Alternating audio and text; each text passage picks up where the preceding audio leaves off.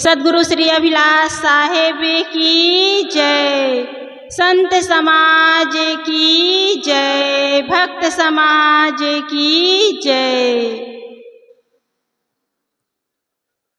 परम श्रद्धे परम पूज्य गुरुदेव जी, वंदनीय संत समाज, यहाँ पर उपस्थित सम्माननीय धर्मानुरागी आत्मीय बंधुओं, भक्ति के स्रोत ममतामयी माताओं, भाइयों एवं बहनों,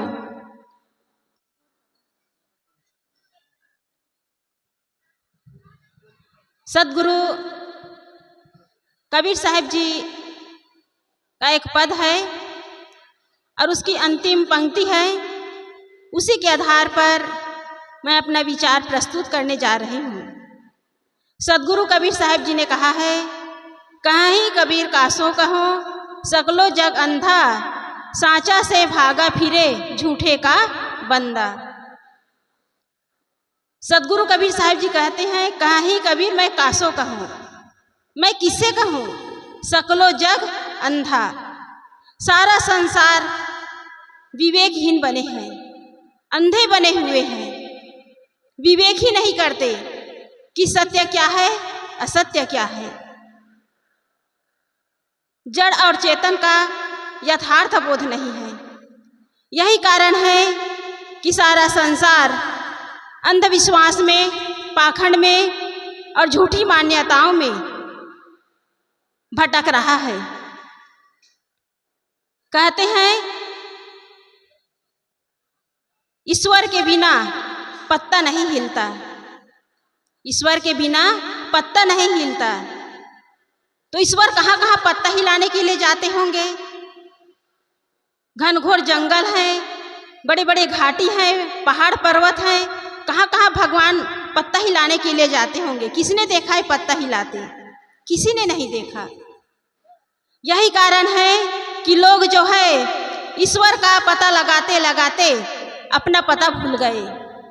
ईश्वर का पता लगाते लगाते अपना पता भूल गए और करोड़ों लोग आज तक लापता हैं, उनका कोई पता नहीं है।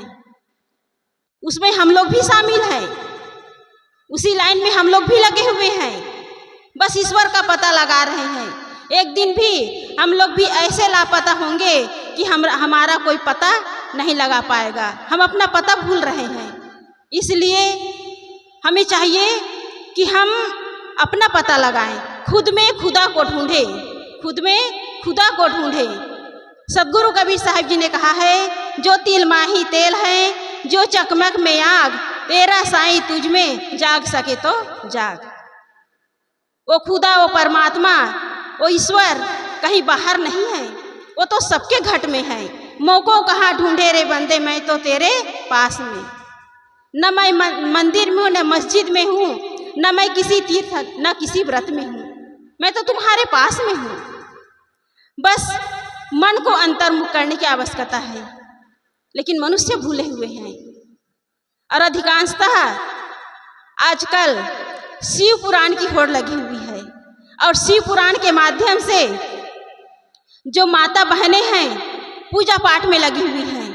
और वहाँ फार्मूला क्या है शिव पुराण में? एक लोटा जल और सारी समस्याओं का हल। एक लोटा जल और सारी समस्याओं का हल। आज तक किसी के घर की समस्याओं का हल नहीं हुआ है। सास और बहू में लड़ाई हो ही रही है, भाई भाई में अभी भी अनबन है, पिता और पुत्र एक दूसरे के चेहरा देखना पसंद नहीं करते। तो आपका ये एक लोटा जल कहाँ सार्थक हो रहा है? यदि उसी जल को आप अपने सास ससुर को पिलाइए, प्रेम से माता पिता को पिलाइए, भगवान खुश हो जाएगा, अंदर बैठा परमात्मा खुश हो जाएगा। आपका फार्मूला गलत है। इसी कारण आप जो है अपने घर में कितना ही पूजा पाठ कर लें, शिवलिंग की स्थापना कर लें, रोज जल चढ़ाएं, कोई फायदा होने वाला नहीं है। असली देवी देवता हमारे घर में है, माता पिता के रूप में, सास ससुर के रूप में, बड़े बुजुर्गों के रूप में, संत महात्मा के रूप में। आप उनकी सेवा करिए, उनकी पूजा करिए, आपका पूजा सार्थक हो जाएगा। आप पत्थर में पानी डाल रहे हैं और जो जिंदा इंसान है उनके प्रति घृणा और नफरत पाले हुए हैं, तो आपका पूजा सार्थक होने वाला नहीं है। इसलिए असली चीज को समझिए। गणेश जी की पूजा किए, 11 दिन तक, और बेचारे गणेश भगवान को आप नदी में ले जाकर के विसर्जन कर दिए, ठंडा कर दिए। आपका पूजा सार्थक कहाँ हुआ? और गणेश जी आपको श्राप दे रहे हैं कि 11 दिन तक पूजा किए और 12वें दिन मुझे नदी में विसर्जित कर दिए। वही आपको श्राप दे रहे हैं, इसी कारण आप लोग भटक रहे हैं। अभी देवी माँ को आप 9 दिन तक उनके नाम पर व्रत उपवास किए और 11वें दिन उसे विसर्जित कर दिए नदी में, और उसके नाम पर आप मुख पशुओं की हत्या करके आप कह रहे कि देवी माँ का प्रसाद है। कौन से धर्म ग्रंथ में लिखा है कि किसी देवी या देवता के नाम पर किसी मुख पशु की हत्या करना? किस ग्रंथ में लिखा है? कहाँ लिखा है? ये मनुष्य की बनाई झूठी मान्यता है, झूठे आडंबर है, ये पाखंड है। जब तक हम इससे बचेंगे नहीं, जब तक हम विवेक नहीं करेंगे, परख नहीं करेंगे, तब तक हम इस तरह अंधविश्वास में भटकते रहेंगे। एक घटना है, एक टीचर विद्यार्थियों को पढ़ा रहे थे तो एक चुटकुला सुनाए और कहे कि बच्चों, बिल्ली, चूहा और मनुष्य, इसमें मूर्ख कौन है?